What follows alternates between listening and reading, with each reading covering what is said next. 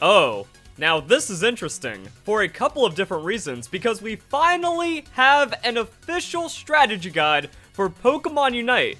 But the question is it a good strategy guide, or is this how the devs intend the game to be played? Also, another thing that's interesting about it is that this section on the Pokemon Unite website under Community says Pokemon Unite Tips, and it's been here since before the game came out. But you click on it, and then it just redirected you to nothing. So after over a month, we finally have a guide for Pokemon Unite. But the big thing is, people don't really seem to care about official information when it comes to Pokemon too much. So even though there's tons of kids, and also just tons of people that are new to MOBAs that need this kind of information, they're not going to see it. They're going to ignore it. But even if it came out the right time, I don't know. We're going to see if this actually helps develop the game a bit more as we go into the mobile launch, or if it's just too little too late, or if it's weird, but I want to see what is going on here. So this is about timings, which is also this is important. A minute by minute guide to Pokemon Unite battles. This is what people need. So we have an intro about it. Although it's good to stay in your section to really succeed in Pokemon Unite, you should be able to be flexible and ready to leave your designated area when needed. If your teammates in another section have been knocked out, it could leave your goal zone unattended. Keep your eyes on the minimap, and if the situation calls for it, head over to an area where your presence would be more valuable. That's already really good advice right there. So let's see how they keep on going with it. So we have the first minute of the game, Ludicolo, Buffalon, and Audino. Your first order of business when the match begins is to immediately start defeating wild Pokemon to earn experience points and AO synergy. These early moments, your objective should be to level up Pokemon quickly so that it learns more powerful moves. Now, I want to do a live reaction to this, but there's a lot going on. I could be here for a long time if I'm just reading it, so I'm just going to kind of go over it, see if there's any good or bad points to make, and then kind of carry it on from there, because this guide seems like it could be condensed, and then I can put my spin as one of the best players in the world on it. We'll see how it goes. Or never mind, because the second paragraph is kind of weird. It has the right idea, but I feel like it's using the wrong words to get across. I don't know. Also, comment down below what you think about this, if I'm right, wrong, or what you feel about all of this stuff that they're saying, and leave a like, share with your friends, so everyone gets better at Pokemon Unite, and this video gets out there, and then the games are less frustrating. Share this video to save some elo. So, if the opportunity presents itself, be sure to periodically run that AO synergy over to your opponent's goal zones to score.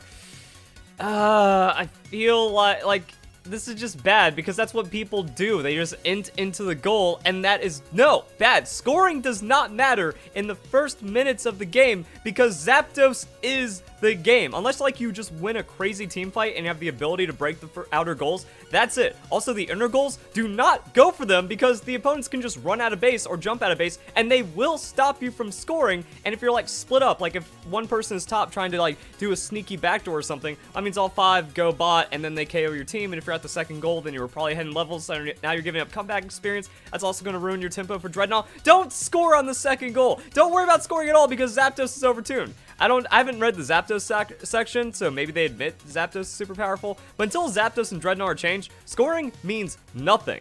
So actually not nothing. Scoring is 3% of a priority. So AO synergy doesn't help your team if you're hanging on to it. Please don't say these things. This is what bad players justify their bad decisions with. However, here's where it gets good. Don't take any unnecessary risks. You may not want to get mixed up in a battle directly against your opponents at this point. Remember, your team wins Pokemon Unite by scoring the most goals, not by defeating your opponent's Pokemon. But this is weird, because if you're if the opponent's trying to KO you to score, then you're I don't know. This is where it feels messy to me. I don't know if my brain is broken or something, but it's don't take any unnecessary risks. You don't want to get mixed up in a battle. You need to score goals, not by defeating opponent's Pokemon. But if the opponent's trying to defeat you, and then you have the wrong idea from this guide, things get kind of messy. If you need to momentarily retreat, do so, and don't get too close to your opponent's goal zones unless you're sure you won't be knocked out. Well, the big problem is people have very bad risk assessment in this game. There's no shame in dealing a little damage with your moves and backing off. But this is also where it conflicts. You may not want to get mixed up in a battle, but you should deal damage and back off. But you don't want to defeat opponent's Pokemon, because that's not the goal. The goal is to goal, but if you back off, you're not goaling, so that's the goal, to goal, but you're not doing the goal. But you also could get mixed up in a fight. See, I think this is where players get confused. Because it is like just that lack of understanding between what the true goal of the game is and what the game is pretending to be. The game is pretending to be about scoring right now, but once you actually get into the higher levels, no, don't worry about it. Especially because if they got both citrus berries up, they're getting a shield, they're healing under the goal. Unless you actually like get a double KO, there's no point pushing it. Or unless like it's a 3v2 and like other weird things happen and there's crowd control and you only have like 3 points to dunk. But if you like actually start getting to higher levels of AO synergy, just don't do it. Don't do it. Now the rest of this is about jungling, very straightforward, doesn't really provide any new insight or anything like that. We also talk about how Audino is worth more experience, and then there's going to be a middle fight for the Apom and Corefish. That's some pretty straightforward stuff. Now this is what I want to know. Actually, there's one thing that kind of ties into this next section that is kind of interesting. So they talk about how these Pokemon are worth a lot of experience points, so it's important that your teammates in the central area defeat them as often as possible. And they'll like stress that. It's like, yo, you should be taking red and blue on spawn. But what does that mean for the center Corefish and Vespiquen and stuff like that? So like really that's how jungling gets really precise. You're there to like help secure one Vespiquen and then you need to back and get it, but some people try to open up the mid. Some people try to do weird invadey kind of stuff. There's a lot of decisions to jungling, and I don't know what the most optimal one is. I'm wondering if the devs are trying to make it to where like they don't want hyper ganking, hyper roaming, hyper skirmish, invadey, like really abusive jungling. That's why they're trying to overload the experience in the jungle on those 1-minute spawns for Buffalont and Ludicolo. But we're going to see what happens here. So, moving into the second minute of the game, you should still be focusing on building up your Pokemon's level and new opportunities that will accelerate that progress. Right at the 9-minute mark, Corefish begin to spawn near the walls in the top and bottom paths. 10 seconds later, Vespiquen and their swarms of Combee will appear at the top and bottom paths at 850. Like Audino, these Pokemon don't provide any extra effects, but they do give more experience points. Players in the central area may sometimes want to join their teammates on the top or bottom paths to help them secure these defeats. But again, you don't have a lot of time. Like, you need to immediately take Vespiquen on spawn, then immediately back, so you're there for your Ludicolo timer.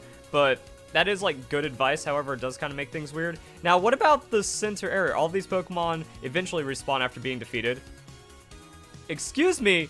You need to have those timing. This is a timing guide, minute by minute, and you don't say how long it takes for the Pokemon to respawn? Right? So yeah, pay attention to the minimap to see when they return. Be aware that while Pokemon may not always respawn, Vespiquen and Combee initially appear at the midpoint, but as you destroy opponents' goal zones, they spawn closer to where the goals were. And then we go to 8 minutes. But what about the center Corefish? Like, that's what I feel like. The center Corefish is so weird because, like, you're taking top and bottom, like, Corefish respawns and Apom respawns and stuff after Vespiquen, and your jungle should be going back for their camps because there's more experience in those camps than the center Corefish. I don't know. It all comes down to timings, and again, the experience is obscured and weird, but I don't think this kind of information helps people. Vespiquen is 1 minute 20 seconds. That's also what makes things weird for the second Dreadnought timing. Like, people are rotating by like 7 minutes 30 seconds, 7 minutes 40 seconds now before even the second Vespiquen spawn because Dreadnought only gets more and more important. It's insane. Continue to scoring goals. Disagree, especially with this number right here. If you're trying to score top because they left to get Dreadnought at 710, you're throwing. At this point in the battle, you should be comfortably in your groove, defeating wild Pokemon, leveling up, and I will agree with that. There is a groove that comes down to it, especially if you play for that Dreadnought. You're like, okay, got the first Vespiquen, here comes the second wave of spawns, here comes third wave of spawns, oh man, that means I should be backing. Like, you start to really feel it, some little skirmishy things, adjusting and adapting to, like, jungles and whatnot, and then, again, just, like, rotating by 8 minutes now, some weirdness, who knows. So, collecting AO synergy, scoring goals. Scoring doesn't matter. Be careful about unnecessary altercations with the opposing team when you can. If you find yourself overwhelmed, don't be afraid to retreat to your side of the map, grab a citrus berry, restore hit points, chill out in one of your goal zones, especially if it's been a while since you last saw the opponent's team's Pokemon that started in their central area. That's actually really good, because yeah, it's like, I haven't seen their jungle in a while. That means you could be getting ganked. Don't overextend. And that's another thing, it's like, they tell you to score goals, but scoring goals is when you're at most risk of getting 3v2'd and dying and just throwing the game right there. So, I don't know if the devs don't know the identity or they're trying to, like, push the game or something and they're telling you to be safe. They're telling you to be safe, But if a more confident player is in the game just like slapping you around, you're not going to have any like room to develop or grow or take like good fights, because you're never going to find an opportunity to fight, because it says hide until you can score. But if you're always hiding, you're never going to score. So that's kind of weird. And yeah, they also like are trying to make this about a very passive game, even though the devs have deliberately put very hot button Pokemon in the game, like Vespiquen, Center Corphish, and Audino. I still have no idea what to do from 8 minutes and 45 seconds to 7 minutes with like the center area because of those Corphish. And maybe bot lane. Like, bot lane makes a bit more sense, but it's like, okay, you get Vespiquen, you get the second Center Audino, and then you can, like, roll up and grab it. I honestly feel like the way that they're describing it, like, it's top and bot's priority to open up the center Corphish, and then jungle just needs to stay in the jungle and only gank and not worry about those Corphish, but the citrus berries are there for gank. I don't know, guys. It's still weird. And I was hoping for some clarity, but there is none. Better to make a tactical retreat than to be knocked out. That causes you to drop your AOS energy. That doesn't matter. It removes you from the action. That's what matters. When it's time to make another run at the opposing goal zones, it might be smart to request backup from a teammate or check the minimap for an opposing goal zone. It may be less well defended. No, because the less well defended one is going to be top, because if you're top, you're trolling. Both Dreadnought and Rotom appear on the map. These Pokemon can drastically affect the course of the game, not Rotom. Smart to have a coordinated plan on how to deal with them. Always go Dreadnought. Maybe even start rotating by 7 minutes, 30 minutes now. It gets kind of wacky in these higher levels of play. Dreadnought is at the bottom path. Actually, I'm just going to read this and give the summary, because again, this is starting to drag on. Never mind, once again, like every time I'm like, oh, this is dragging on, I think we can skip something. No, like even, like I wonder if this is intended like by the devs, or if this is just like, if the Pokemon Company does not put this statement in here, people will riot. So of the two, Dreadnought should be your primary target, so much that can be worthwhile for all teammates to converge on it. Then why say anything else about anything else? And again, that's where it's like 7 minutes 30 seconds. Like, yeah, this needs to be 8 to 7:31, then just a 7:30 section. Like, assess the situation. Most likely you want to go bot lane to Dreadnought. I don't know. And also, like, it is kind of weird with the terminology, because they do say center Pokemon instead of jungling. But it's clearly a jungle, and it's inspired by the jungle, and everyone just calls it the jungle. So, like, that's where weird terms come in. I forget what it was called back in the day, but, like, Generation 4 IVs were called potential. So they would, like, talk about if you breed with the power items, it increases the potential of the offspring Pokemon. What does that mean? Please, just call it by the real thing. I don't know. So, yeah, defeating Dreadnought provides everyone with your team with a shield that will absorb damage, and more importantly, grants a significant amount of experience. Is there anything about Zapdos, about, like, the Dreadnought Zapdos debuff? Once Dreadnought has been defeated, a couple of members will probably want to move up and focus on Rotom. Yes, and it's kind of gotten to the point where it's like, if all 5 people converge on Dreadnought, then just all 5 into Rotom. But that does leave up a lot of experience. Like, Rotom, I don't know, like, what the optimal thing is for Rotom or how much it matters. Because it's like, if you're the only person bot farming, and then it's like a 4v5 top lane, it feels very troll. But at the same time, like, if you split it up differently, and then, like, you got the right amount of experience things, it doesn't seem as bad. But then if your team, like, if you get Dreadnought, 4 people go top on your team, and then 5 people go top on the opponent's team, and they KO Rotom and your team, they get enough comeback experience to offset the Dreadnought, and they get Rotom on top of it. And you were bot lane, but you were trying to be efficient with experience, but Rotom doesn't matter, but it did in that case. Game is weird.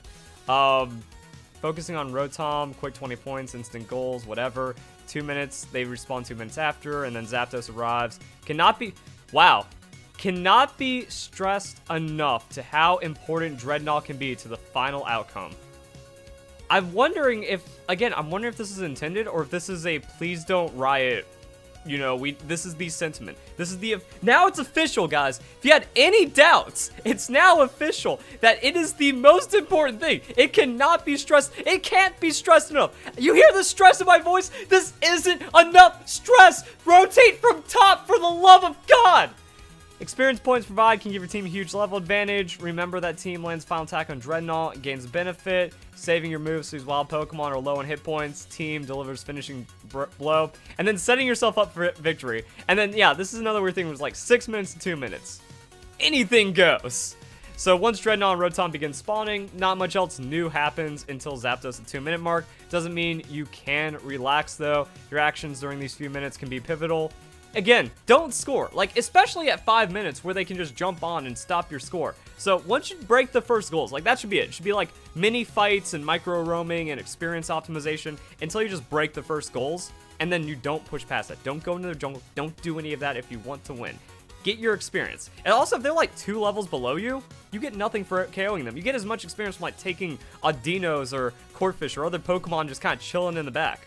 Like, maybe the furthest you push up is to steal their Vespiquen that spawned closer. And maybe their Corphish. I don't recommend the Audino unless like you have your whole team there for an Audino take, but don't try to score. So, like, we got all kinds of weird things, building up your levels, scoring points, don't. Making sure Pokemon's at full health, and ideally armed with Unite move. Ooh, this doesn't really talk about Unite move balance. It's hard to kind of like say what to do with Unite moves. You just need to play the game a lot to understand what your average time to getting your Unite move online is, and then just kind of figuring out what to do. Like, you're most likely not going to have it unless you're the jungler for the first Dreadnought fight, unless really wacky stuff has happened, or you're playing like a really early Unite move Pokemon. So it's mostly just gonna be like, use it at second Dreadnought, use it at Zapdos, or like immediate, like if you get Dreadnought and then you get your Unite move from that, and then like you use that first Rotom, second and a half-ish Dreadnought, save for Zapdos. And sometimes you only get 2 Unite moves in the game. Sometimes you only get 1 Unite move if you're getting really slapped. If your Unite move comes on at like 330, just save it for Zapdos. Unless, like, that's also where it gets kind of weird, because if you use it and then win the team fight, you can get a lot of energy back. It's like, unless you know you can guarantee that team fight win for the comeback experience, like 3 minutes 30, still need to hold on to it. I've also seen people, like, get their Unite move super quick. Game's weird. If you happen to get knocked out or forced to retreat, note the 5-minute mark, a super jump springboard, cool. As you battle during this time frame, remember to be flexible with your actions. Use creative thinking to determine what you can be doing to best benefit your team and set yourself up for an advantageous position. Here's the weird thing about MOBAs, and also just games in general. Like, this is official information. The official information is think for yourself in a guide where you're desperately looking on information. You're being told how to think right now so you can learn the game. And I also know I put this in my guides as well, where I'm just like, don't be stupid.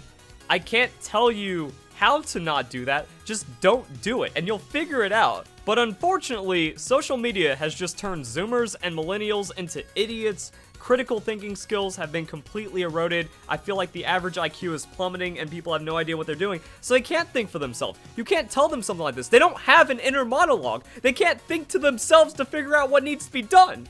That's what happens in these Pokemon Unite games. But at the same time, it's really hard to explain it. And even though this is minute by minute, like, they say minute by minute, but it's not really. I feel like it would be kind of, it even needs to be quicker than that, like second by second almost, you know? Every 15 seconds, there's like a new Pokemon spawning or a new objective that needs to be done. And that is like another weird thing about the game. Like, there's too much and too little happening at the same time. So, Zapdos. They even put this in the big yellow. How important is this? When countdown timer reaches 2 minutes, prepare for 2 dramatic twists of the match. Goals are doubled, and Zapdos spawns. This is also when you see the work you put into the previous 8 minutes pay off. If your team built lead, they'll have a much better shot of winning the crucial fight over Zapdos. Okay, at least they say that. Like, you have to fight for Zapdos in 90% of games. There is no waiting around and defending Zapdos from the enemy team because it's too risky to take and get stolen from. No! Don't do that. That's how you throw. I've seen more throws from people not taking Zapdos because it's still on the map. If something catastrophic happens, like, it's better to take the 50-50. That's not even 50-50. If you play it right, like, you KO as many opponents as possible because you have the lead and you're not just sitting idly by. If you see one person or 2 people try to, like, push a 100-point score in the bot lane because they're splitting off, that's 2 people on the enemy team that aren't at Zapdos. You find the other 3, you hunt them down, and then you take Zapdos. Or you just use that to burn down Zapdos. I've seen some incredibly fast Zapdos takes. Fluffy Tail is a 100% need in every game now because of the importance of Dreadnought, Zapdos, and also securing center Pokemon and Vespiquen and stuff like that. Fluffy Tail is super crucial. So, I mean, if you have Fluffy Tail and a man advantage, there's no reason Zapdos should get stolen from you, unless you actually play it stupidly. But then it might not be your fault, it could just be your idiot teammate's fault. But if you're all not being idiots, then it shouldn't be as much of a problem. The 80-20 Zapdos fight is still a better take than them KOing you, getting Zapdos because of the long death timers, and then winning because you refused to take action. You still need to press an advantage. If the opportunity to get Zapdos arises, you must take it. You must not be afraid of Zapdos because the chance they can steal it. But if they just KO you anyways, they're taking it without even the chance of a steal. So it's so stupid. I've also seen some weird things where people like do a 1-3-1, like they'll put 3 in the Zapdos bush, then 1 on like the other bushes to stop a backdoor or something, but then 5 just roll up mid, KO the 3 in the bush, and then the other 2 funnel in late, they get KO'd or they get pushed off Zapdos, and again, the team that's behind or that didn't get set up on Zapdos first gets to take Zapdos. Also comes down to Unite moves and all kinds of other weirdness. So yeah, like I've seen too much idiocy about being timid around Zapdos. If you do that, you're throwing.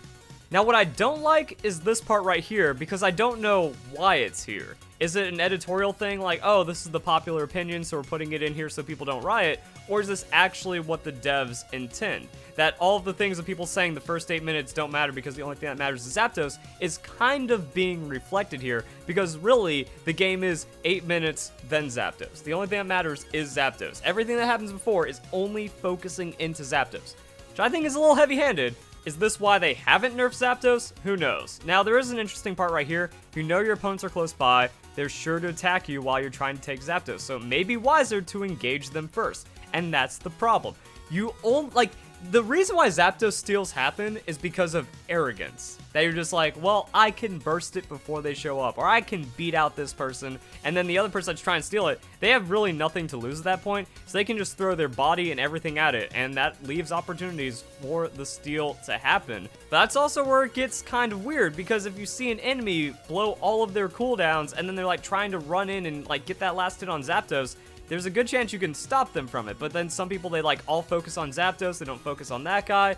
If it is like a Slowbro or a Crustle or Snorlax or something, it's like, man, if I put all of this like 10,000 damage into Slowbro or into this tanky Pokemon, then that's damage that could have just gone instantly getting Zapdos, and then we'd have it anyways. So the decisions do get kind of weird there. It honestly depends on like your team composition and their team composition as well, because if they have a Cinderace that can use their Unite move and then kick it on the Zapdos from complete safety, or if they have a Venusaur or something like that, yeah, it's probably not some do. However, if they have like more melee focused Pokemon, or Pokemon that can't do a lot of burst damage, and you have a Gengar with Fluffy Tail, you could probably secure it. You can take that and get it. It's a lot of like weird stuff. It mostly just comes down to proper play, which is hard to make in the heat of the moment and stuff. And if so, like all it takes is one idiot not making the right decision and your Zapdos is stolen. But that also isn't why you shouldn't leave Zapdos up, because if you make the wrong decision, get KO'd, they get Zapdos, you lost anyways. So Zapdos needs to be taken off the map, and preferably by the person that's already ahead. So weird stuff like that's going on. But yeah, like if you're taking it, they have to stop you. So you leave Zapdos, and then you KO them, and then you get Zapdos. There's enough time to make that happen in a lot of situations, unless there's just like I've seen some crazy Zapdos fights, and sometimes it wasn't meant to be. But overall, there's a lot more to it than just like, don't take Zapdos while ahead. These points will be needed to be scored in one of the opposing goals. They're talking about like the Zapdos buff. Perhaps counterintuitively, oh no. Your team is in the lead when Zapdos appears. It may be beneficial to not attack it. This is not... You can't say both things. A perhaps in a person that desperately needs a beginner minute-by-minute guide is not going to help them out too much. If your team is in the lead when Zapdos appears, it may be beneficial to not attack it. After all, the opponents are the ones who most need the points offered by Zapdos, forcing them to abandon their primary routines and go after legendary Pokemon. Except, no, that's what, like, if they just, like, see, it's like, well, they're not taking Zapdos, and they're also not defending their goal, you just try to backdoor 100 points or 200 points or something like that, and then that's where things get all kinds of weird and scuffed. This will draw them to Zapdos. It won't. If they're behind, they might just, like, desperately try to sneak those scores and hope that you don't take Zapdos fast enough, sneak the score, get ahead, KO you at Zapdos, and then maybe no one takes Zapdos, but they got the last score to win. So, like, you've seen some weird stuff. Your team can lie in wait to ambush them, and if they don't go after Zapdos, or if you think your team is ahead and Zapdos has already been defeated, you may want to fall back and play defensively. Okay, wait, if they don't go after Zapdos, or if Zapdos has been defeated, you may want to fall, but if they, again, it's one of those things like, if they see you defending the goal, then they go for Zapdos because you're out of position. And then if you see them going for the goal, you go for Zapdos because they're out of position. If you're not at Zapdos, you're out of position. But then weird stuff can happen if you're not, like, if you're just sitting there not taking Zapdos and they score, that's bad. I'm honestly starting to think that this isn't the official information I was hoping for, where it's like, what do the devs intend? How did the devs develop this game, and what are their expectations of a game? Now, I know that's kind of like a bad thing because I like an open meta and different ideas and stuff, but I also want to know, like, what sneaky, cheeky sub-meta stuff they might have been, like, cooking up to leave inside the game so that there are alt ways of playing around the game. I don't know, but, like, this just seems like someone watched all the YouTube guides and tried to put them into one or something, and it is, like, this is popular opinion information with some kind of weird things that are, like, pseudo-official inside of it. I don't know, but yeah, fallbacks, be defensive. By standing your ground near the base's super jump springboard, you can easily leap across the map to reach the opposing team's goal zone when the opportunity... Wait. By standing near your base's super jump, you can leap across the map to reach the opposing team's goal zones. No? Super jump just puts you at your second goal.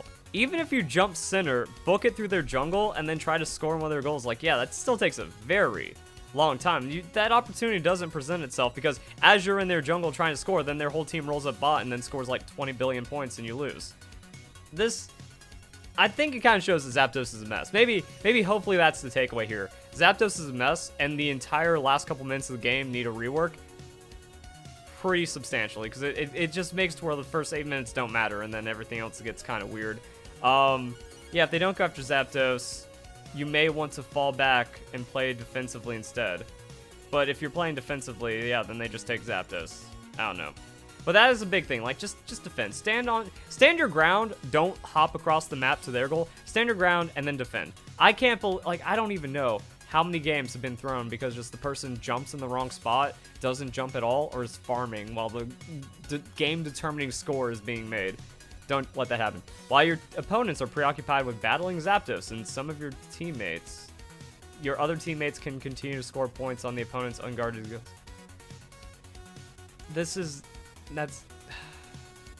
If your opponents happen to defeat Zapdos, you should focus on knocking them out before they reach your goal zone. That doesn't happen, and holding them off for the 30 seconds until your goals are no longer defenseless. All work to defeat Zapdos only pays off if they can score in the goal zone. Even then, like, that's most likely going to happen. And then, yeah, you just can't KO them. Like, they just zoom away. They can just use their, like, that's the problem with Zapdos. There needs to be something to actually counterplay. There's no counterplay. Especially, like, if they take Zapdos, everyone gets stunned by Zapdos. So then they just run through you and get to the goal. Like with Dreadnought and Rotom, team that lands it gets it. Save Unite move till Zapdos is, yeah, so they're talking about getting last hit. They're talking about stealing here. Oh, steal the moment from the opposition.